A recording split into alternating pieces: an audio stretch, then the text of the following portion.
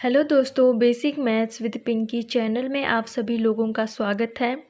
दोस्तों, आज हम स्टार्ट करेंगे क्लास 10th की बुक्स को स्टार्ट करेंगे, जिसमें हमारा जो सबसे पहला चैप्टर है वो है हमारा वास्तविक संख्याएं। ठीक है, तो इसमें हम सबसे पहले समझेंगे कि वास्तविक संख्याएं क्या होती हैं। तो पूर्णांक संख्याएं, परिमेय संख्याएं, अपरिमेय संख्याएं, ये सारी संख्याएं क्या होती है, हमारी वास्तविक संख्याएं होती है। ठीक है, अब पूर्णांक संख्या में हमारे पूर्णांक संख्या यहाँ पे देखिए 0, 1, 2 इनफाइनाइट। ठीक है, और नेगेटिव में भी होगा इनफाइनाइट तक। तो इसमें देखिए पूर्णांक संख्या में हमारी सम संख्या भी आती है ना, विषम संख्या भी आती है, जो कि यहाँ देखिए विषम संख्या 3, 1, 5 आएगा आगे। प्राकृतिक संख्या भी आती है, यानी 1 से लेकर इनफाइनाइट, ये भी है इसमें।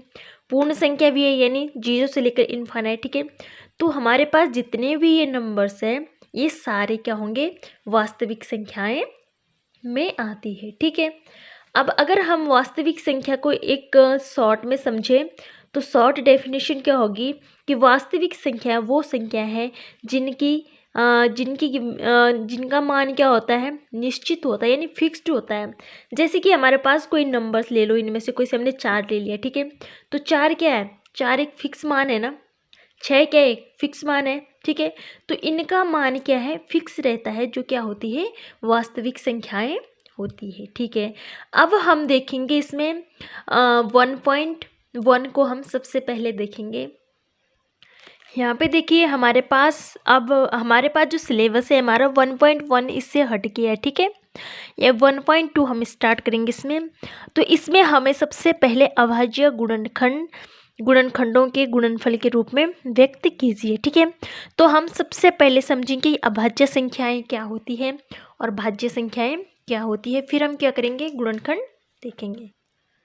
तो अब देखिए हमारे पास है भाज्य संख्या है और अभाज्य संख्या। ठीक है, तो हम सबसे पहले समझेंगे कि हमारे पास क्या है, एक नंबर्स ले लेते हैं हमने लिया है एक 4।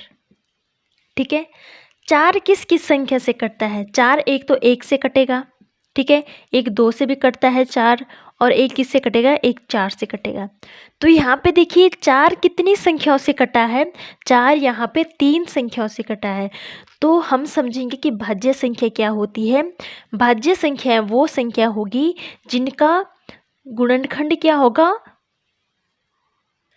जो संख्या क्या होगी 2 से ज़्यादा संख्याओं से कटेगी। ठीक है, अब अभाज्य संख्या देखेंगे हम।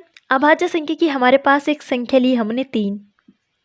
ठीक है, 3 किस किस से कटेगा, एक तो 1 से कटेगा। ठीक है, और एक किस से कट रहा है, एक 3 से कट रहा है। कोई और संख्या जिससे 3 कटता है, हमारे पास ऐसी कोई संख्या नहीं है। ठीक है, तो कितने संख्याओं से कटा है 3, 2 संख्याओं से।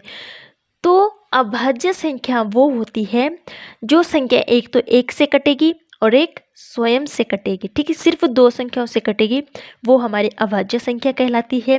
और भाज्य संख्या वो संख्या कहलाती है जो 1 से कटेगी, स्वयं से भी कटेगी, लेकिन इनके अलावा और संख्या से भी कटती है। ठीक है, तो वो हमारी क्या हो गई, भाज्य संख्या। भाज्य संख्या हम और लिखते हैं, जैसे कि 6 लो, 6 एक तो 1 से कट रहा है। ठीक है, एक 2 से कट रहा है, एक 3 से कटेगा, एक 6 से कटेगा। तो ये कितनी संख्याओं से कटा है, 2 से ज़्यादा संख्याओं से कटा है ना। जबकि जो अभाज्य संख्या है ये हमेशा 2 संख्याओं से ही कटेगा। 5 है, ठीक है, 5 एक तो 1 से कटता है, एक 5 से कटता है। ठीक है, वैसे 7 लो, 7 एक 1 से कटेगा, एक 7 से कटेगा। वैसे आप लोग यहाँ पे 11 लो, 11 एक तो 1 से कटेगा, एक खुद से कटेगा, है ना।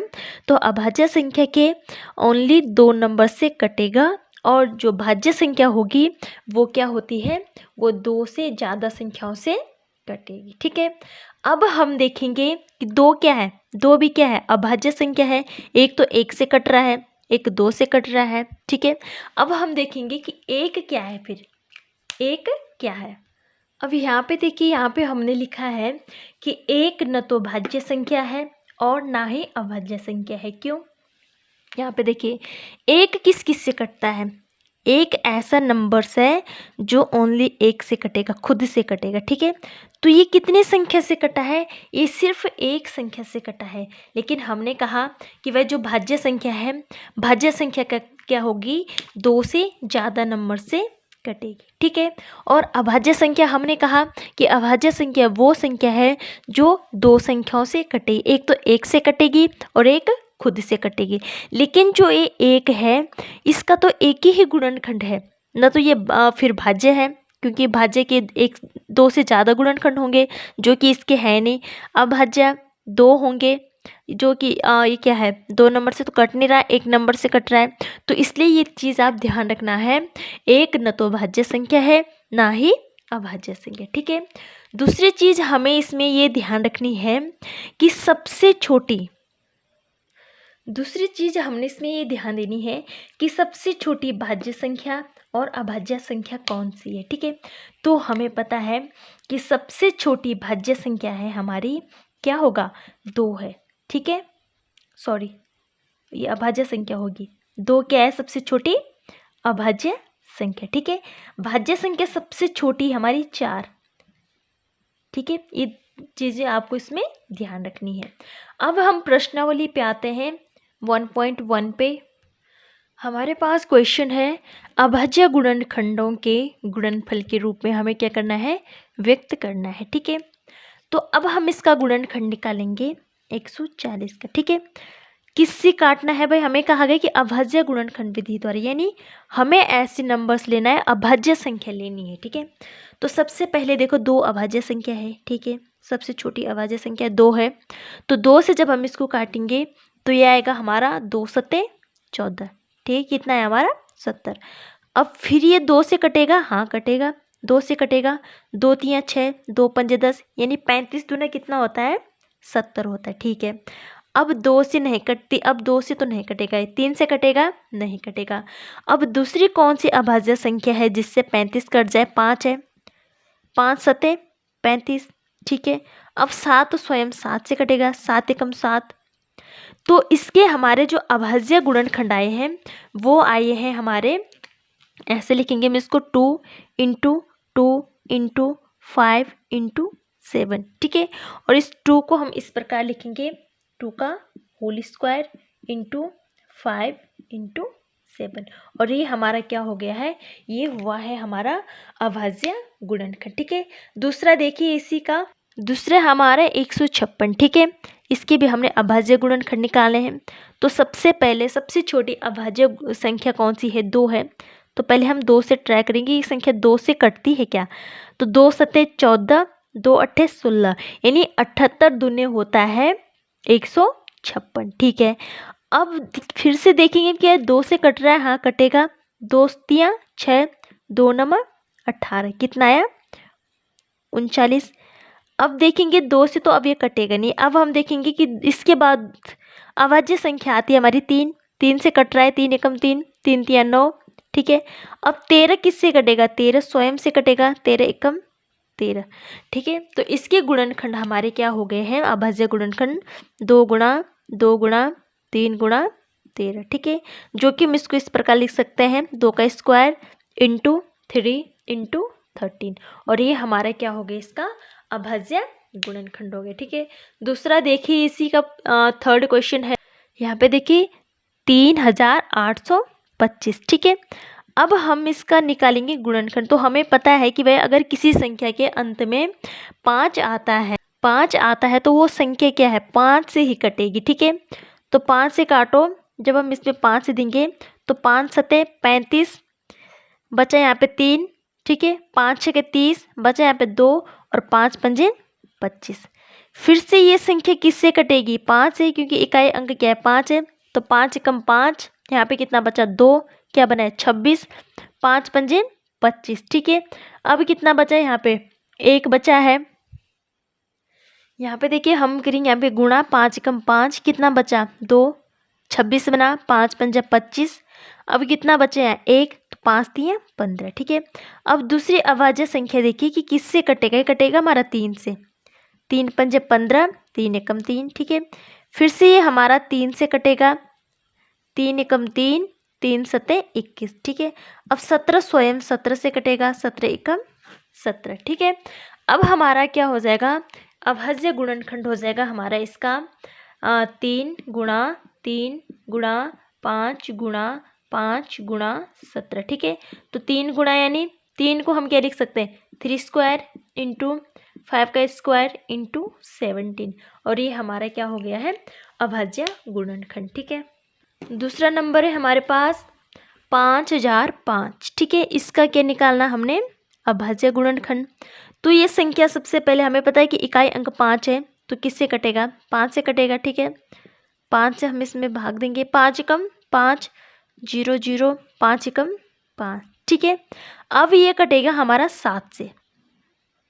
ठीक है, 7 से कटेगा, 7 से कटेगा तो 1 टाइम कटेगा, 7 अंदर 7, कितना बचाया 3, कितना बनना 3, और 7 7 14 7 या 21, 7 चौको 28। ठीक है, 28 29 30, कितना बचा 2, और 7 या 21। ठीक है, अब ये कटेगा हमारा 143 से कटेगा हमारा 13 से, 13 एकम 13, एक बचा 13 एकम 13, और ये बचेगा हमारा 11 से, 11 एकम 11। ठीक है, तो इसके भी हमारे जो अभाज्य गुणनखंड हुए हैं वो हुए हैं 5 इंटू 7 इंटू 11 इंटू 30।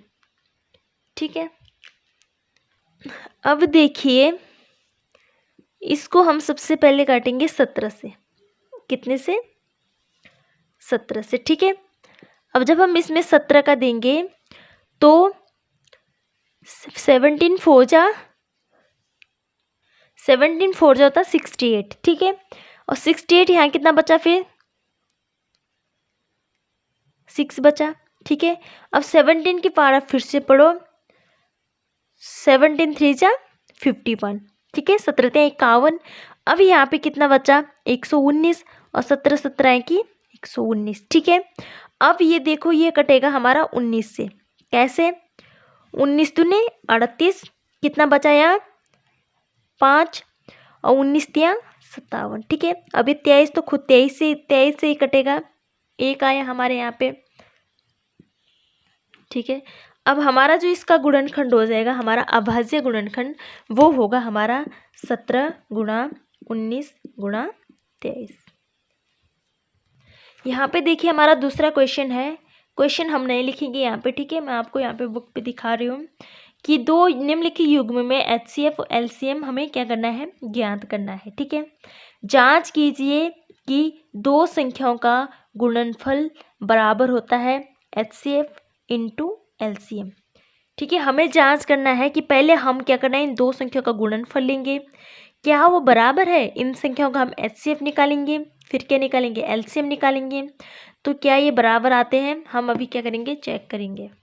ये हमारे पास एक फॉर्मूला है, दो संख्याओं का गुणनफल बराबर होता है LCM इंटू HCF। ठीक है, और हमें ये सिद्ध करना है कि हमारे पास दो संख्या दे रखी है। फर्स्ट क्वेश्चन देखिए, फर्स्ट क्वेश्चन में हमें दो संख्या दे रखी है, एक दे रखा हमें 26। ठीक है, दूसरा दे रखा हमें 91। अब हमें देखना है कि इन दोनों संख्याओं का गुणनफल क्या बराबर है इनके LCM इंटू HCF। ठीक है, तो सबसे पहले हम क्या करेंगे, इन संख्याओं का गुणनफल करेंगे, यानी दो संख्याओं का गुणनफल। तो 26 गुणा 91 बराबर, ये वो था हमारा 2366। ठीक है, अब हम देखेंगे कि हम इनका जब LCM और HCF का मल्टीप्लाई करेंगे, क्या वो भी 2366 आता है।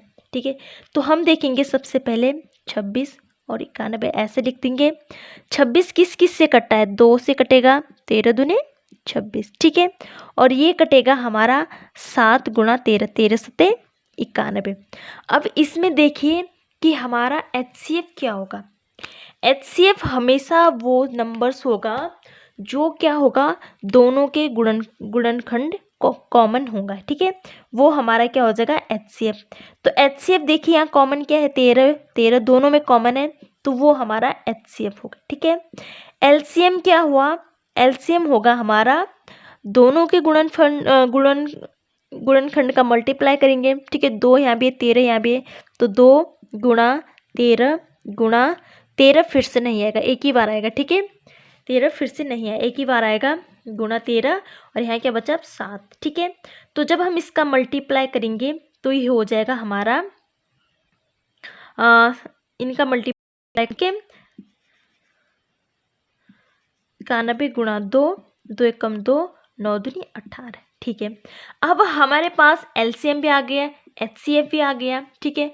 अब हम यहाँ रख देंगे कि भाई एलसीएम कितना है हमारा, एलसीएम हमारा 182 आया है, ठीक है, गुणा एचसीएफ कितना है हमारा 13 आया है।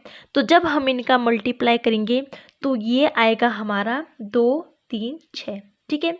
तो हमारा प्रूफ हो गया है कि भाई ये क्या होता है, दो संख्याओं का गुणनफल हमेशा बराबर होता है एलसीएम और एचसीएफ के प्रोडक्ट के बराबर, ठीक है। क्योंकि इनका गुणनफल भी हमारा 2366 आया और इसका भी हमारा क्या है 2366। अब यहाँ पे देखिए हमारे पास फिर से क्या है, 2 नंबर है, ठीक है। तो हम सबसे पहले क्या निकालेंगे, हमें ये सिद्ध करना है कि ये बराबर है इसके, ठीक है। तो हम सबसे पहले क्या करेंगे, इनका गुणनफल निकालेंगे, यानी गुणा करेंगे हम इनका 51 गुणा 92, ठीक है। तो जब हम इनका गुणा करेंगे तो गुणा करके आएगा हमारे यहाँ पे देखिए 0 2 कम 2 5 दूनी 10 गुणा 0 9 9 5 जा 45, ठीक है। तो ये आया हमारा 4 6 9 2 0, इतना आया, ठीक है। ये हमारे क्या है गुणनफल करेंगे। अब हम निकालेंगे इसका एलसीएम और एचसीएफ। एलसीएम और एचसीएफ हमने कैसे बताया था निकालना, 92, ठीक है। तो पहले 510 देखिए किस किस से कटेगा, ठीक है। एक बार 2 से कटेगा,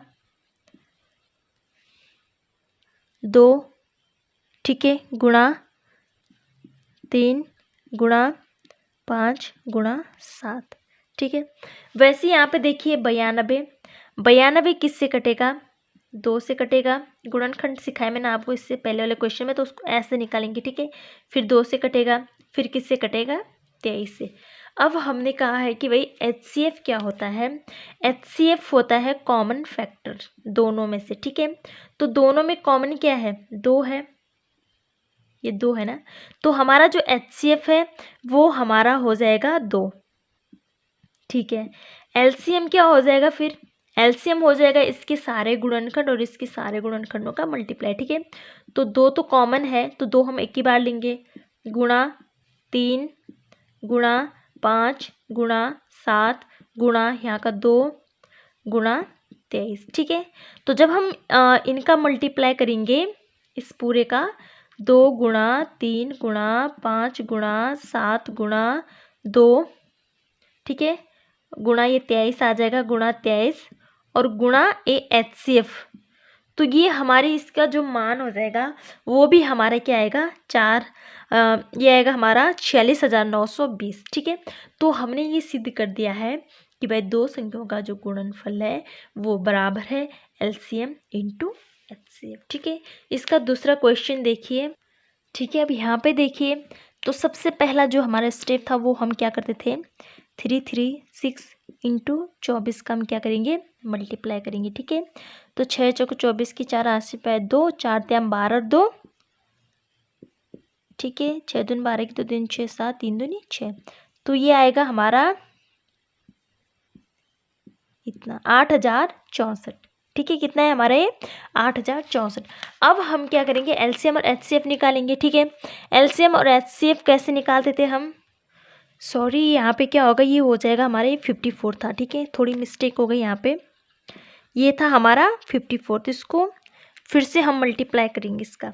तो जब हम 336 गुणा 54 करेंगे मल्टीप्लाई, तो ये हमारा मल्टीप्लाई करके आएगा हमारा 1814, ठीक है, इतना आएगा। अब हम एलसीएम और एचसीएफ निकालेंगे, कैसे निकालते हम, 336 54, ठीक है। तो जब हम इनका गुणनखंड निकाल रहे तो ये हमारा 2 से कटेगा, फिर 2 से, फिर 2 से, फिर 2 से, ठीक है। गुणनखंड निकालना जो कि मैंने आपको पहले क्वेश्चन में बताया है, 3 से, फिर किससे 7 से, ठीक है। और 54 कटेगा हमारा 2 से, 3 3 और 3, ठीक है। अब हम एचसीएफ कैसे निकाला था, हमने कहा है कि एचसीएफ होता है कॉमन फैक्टर, ठीक है। और एलसीएम, इन दोनों में कॉमन क्या है, एक तो 2 है, ठीक है, और यहाँ 1 की 3 है, यहाँ भी 1 की 3 है, तो एक क्या है, ये 3 है। तो यानी हमारा जो एचसीएफ है, एचसीएफ हमारे एक तो 2 कॉमन था, ठीक है, एक 3 था जो कि क्या हो गया हमारा 6। ठीक है, एलसीएम क्या हो जाएगा, सारे ऊपर से 2 और 3 को एक ही वो लेना है, फिर इनको दोबारा नहीं लेना है। फिर क्या बचा यहाँ 2 गुणा 2 गुणा 2। ठीक है, पूरे ऊपर क्या आ गए इंटू 7 इंटू नीचे क्या आ जाएंगे हमारे 3 इंटू 3। तो जब हम इनका मल्टीप्लाई करेंगे एचसीएफ और एलसीएम का एक साथ, तो ये हमारा आ जाएगा, ये हमारा 18144 आ गया, जो कि हमारा प्रूफ हो गया है कि ये गुणनफल इनके बराबर है। अब हम चलेंगे क्वेश्चन 3 पे। यहाँ पे देखिए क्वेश्चन 3 है, अभाज्य गुणनखंड विधि द्वारा पूर्णांक दे रखे हमें, इनके एचसीएफ और एलसीएम हमें क्या करना है, फाइंड करना है। ठीक है, तो देखेंगे कि है भाई अभाज्य गुणनखंड विधि द्वारा हम कैसे एलसीएम और एचसीएफ को फाइंड करेंगे। अब देखिए हमारे पास क्वेश्चन हमें कहा गया है कि अभाज्य गुणनखंड विधि द्वारा एचसीएफ और एलसीएम फाइंड करना है। ठीक है, तो इसका जो फर्स्ट पार्ट है वो हमारा ये, तो हम क्या करेंगे, सबसे पहले 12 का अभाज्य गुणनखंड लेंगे। ठीक है, 12 का अभाज्य गुणनखंड कैसे लेंगे, एक तो 12 1 से कटेगा, फिर 2 से कटेगा, फिर 2 से, फिर 3 से। ठीक है, समझ आ रहा है ना आपको, ऐसे करना है ये, ऐसे 12 किससे कटेगा, पहले 2 से, 2 छक्के 12, फिर 2 से कटेगा, 2 3 6। अब किससे कटेगा, 3 से कटेगा, 3 एकम 3, तो वही आए ना यार 2 2 3 2 2 3। ठीक है, उसी प्रकार 15 का निकालेंगे हम, 15 का क्या हो जाएगा, 15 का हो जाएगा हमारा 1 से, 3 से और 5 से। ठीक है, और 21 का हो जाएगा हमारा, 21 हो जाएगा 1 गुणा 3 गुणा 7। ठीक है, अब हमने बताया था अभी कि एचसीएफ क्या होता है, एचसीएफ और एलसीएम। ठीक है, एचसीएफ क्या होता है, एचसीएफ होता है कॉमन क्या है तीनों में, तीनों में कॉमन क्या है, तीनों में कॉमन क्या है, तीनों में कॉमन 3 है ना, 1 3 है ना कॉमन। ठीक है, तो हमारा, ठीक है, तो हमारा कॉमन क्या था 3 है, वो हमारा क्या हो जाएगा एचसीएफ हो जाएगा। ठीक है, अब देखो हमारा एलसीएम क्या होगा, एलसीएम क्या होगा, हमारे सबके तीनों के हमने क्या लेने, गुणनखंड लेने, 2 गुणा 2 गुणा 3। ठीक है, गुणा ये 3 हमने ले लिया था यहाँ पे, तो इसको एक ही बार लेंगे, गुणा यहाँ क्या बचा 5, गुणा यहाँ का 3 भी हमने ले लिया, यहाँ क्या बचा 7। ठीक है, इतना बचा ना इसका, तो जब हम इसका मल्टीप्लाई करेंगे तो ये आएगा हमारा 420। ये हमारा क्या हुआ है, एलसीएम हो गया है। ठीक है, इसका सेकंड पार्ट देखते हैं। अब यहाँ पे देखिए 17 17 किससे कटता है, 17 एक तो 1 से कटेगा, एक 17 से कटेगा। 23 किससे कटता है, 1 1 से कटता है, 23 से कटेगा। 29 किससे कटता है, 1 से कटेगा, 1 29 से कटेगा। तो ये क्या है, ये अभाज्य संख्या हो गई ना। ठीक है, अब हम एचसीएफ क्या निकालेंगे, एचसीएफ, एचसीएफ यानी तीनों में कॉमन क्या है, तीनों में कॉमन क्या है 1 है, तो हमारा एचसीएफ क्या हुआ 1 हो गया। ठीक है, एलसीएम क्या होगा, 1 तो तीनों में आया तो 1 गुणा ऊपर क्या बचा 17 गुणा यहाँ पे क्या बचा 23 गुणा नीचे क्या बचा हमारा 29। ठीक है, अब जब हम इनका मल्टीप्लाई करेंगे पूरे का, तो ये आएगा हमारा 11,339 हमारा एचसीएफ, एलसीएम और एचसीएफ आया हमारा 1। अब हमारा इसका थर्ड पार्ट है 8। 8 क्या है, 1 से कटेगा, 2 दूनी 4 दूनी 8। ठीक है, 9 किससे कटेगा, 1 से, 3 से, 3 से 3 3 9। ठीक है, 25 किससे कटेगा हमारा, 1 से, 5 से और 5। ठीक है, तो एचसीएफ हम कैसे निकालते थे, एलसीएम हम कैसे निकालेंगे, हमें कहा गया है अभाज्य गुणनखंड। ठीक है, तो हम यहाँ पे डायरेक्ट 4 नहीं लिखेंगे भाई, कि जब हम कहेंगे कि 2 2 क्यों लिख रहे हैं, मतलब 4 लिखते, क्यों, क्योंकि 4 तो भाज्य संख्या हो गए ना, अभाज्य संख्या ही लेनी है। तो एचसीएफ देखिए इनकी कॉमन क्या है, तीनों में 1 है, तो एचसीएफ तो 1 हो गया। एलसीएम क्या है, 2 2 2 2 गुणा 2 गुणा 2 गुणा यहाँ नीचे क्या है 3 गुणा यहाँ पे क्या है 5 गुणा 5। ठीक है, हमारा ये टोटल हो जाएगा, हमारा यहाँ पे लिख देते हैं हम, टोटल हो जाएगा हमारा ये 1800, और ये हमारा है एलसीएम। अब चलते हम आगे क्वेश्चन 4 पे। ठीक है, हमें एचसीएफ दे रखा है। ठीक है, दो नंबर्स भी दे रखे हैं, एलसीएम हमें फाइंड करना है। तो हमें एक रिलेशन पता था, क्या था, दो संख्याओं का गुणनफल,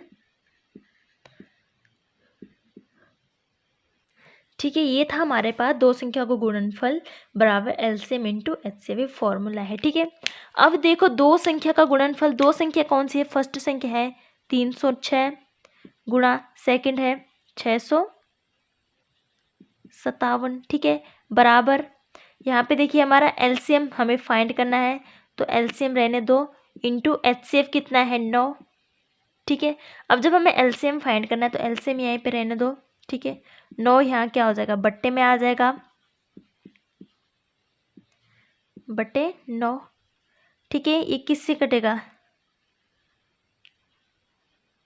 9 से ये कट जाएगा, 9 तिया 27, कितना बचा 3 और 9 चौको 36, ठीक है।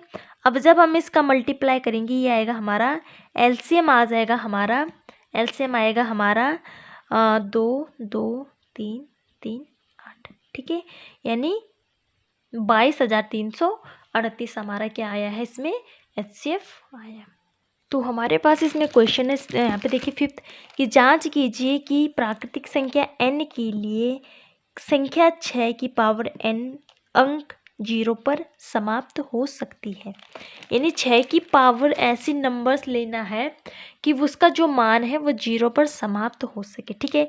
तो 6 के गुणनखंड 2 और 3 है, ठीक है, तो हमें पता है कि भाई 6 की पावर आप कोई से भी नंबर रख दो कभी इसका मान 0 आता ही नहीं है ना, आएगा 6 की पावर कुछ भी रख दो आप, 6 की पावर 1 रखोगे तो 6 आएगा, 2 रखोगे तो इकाई अंक तब भी 6 आएगा, ठीक है। 6 की पावर कुछ भी रखेंगे तो क्या आता हमारा 6 आता है। तो हमने लिखा है कि 6 के केवल गुणनखंड 2 या 3 हो सकते हैं, इसके अतिरिक्त कोई सा भी गुणनखंड नहीं होगा जो क्या होगा, जिसका अंक 0 पर समाप्त हो, ठीक है। तो इसको आपने पेपर में इस प्रकार लिखना है। अब देखिए क्वेश्चन 6 देखिए, यहाँ पे देखिए हमारे पास यहाँ क्वेश्चन है, हमें कुल नंबर दे रखे हैं कि 7 गुणा 11 गुणा 13 धन 13 की भाज्य संख्या है, क्यों है। वैसे 7 गुणा 6 गुणा 5 गुणा 4 गुणा 3 गुणा 2 गुणा 1 धन 5 ये भी क्या है, भाज्य संख्या है कि क्यों है, ठीक है। हमें कहा गया कि भाज्य संख्या है, हमें दर्शाना है कि क्यों है ये भाज्य संख्या, ठीक है। तो हम सबसे पहले इसको सॉल्व करेंगे, ठीक है।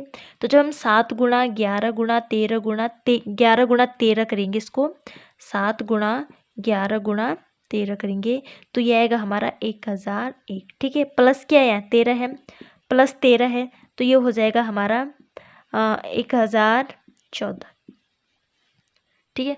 अब हम इस संख्या का निकालेंगे गुणनखंड, गुणनखंड निकालेंगे तो अगर इस संख्या के गुणनखंड 2 से ज़्यादा होंगे तो क्या होगी है, भाज्य संख्या होगी है, तो 2 से कटेगा पहले 507, ठीक है, फिर 3 से कटेगा 169, फिर से किससे कटेगा 13 से कटेगा, 13 13 की 169, फिर से ये क्या कटेगा 13 से कटेगा 1, तो ये संख्या क्या आई हमारी, इस संख्या के जो ये संख्या थी इसके तो इसके जो हमारे गुणनखंड आए हैं वो क्या आए हैं 2 से ज़्यादा आए हैं, ठीक है, 2 से ज़्यादा आए हैं तो ये हमारा क्या है भाज्य संख्या है, इसलिए हमारी क्या है भाज्य संख्या, ठीक है। अब हम इसको भी देखते हैं कि ये क्यों भाज्य संख्या है, तो इसमें भी हम इनका मल्टीप्लाई करेंगे सबका, जो कि आएगा हमारा 5040, ठीक है, प्लस 5 है यहाँ तो बराबर हो जाएगा 5045।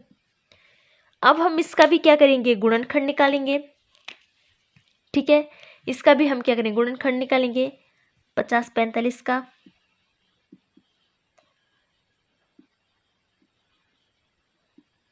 ठीक है, इसका हम क्या निकालेंगे गुणनखंड निकालेंगे, गुणनखंड निकालेंगे तो सबसे पहले तो 5 से कटेगा 1009, ठीक है, फिर किससे कटेगा, फिर हम इसी से दे देते थे, तो यहाँ पे देखिए इस संख्या का गुणनखंड एक तो 1 आया है, एक 5 आया है, एक ये आया है और एक ये खुद स्वयं होगा, ठीक है ना।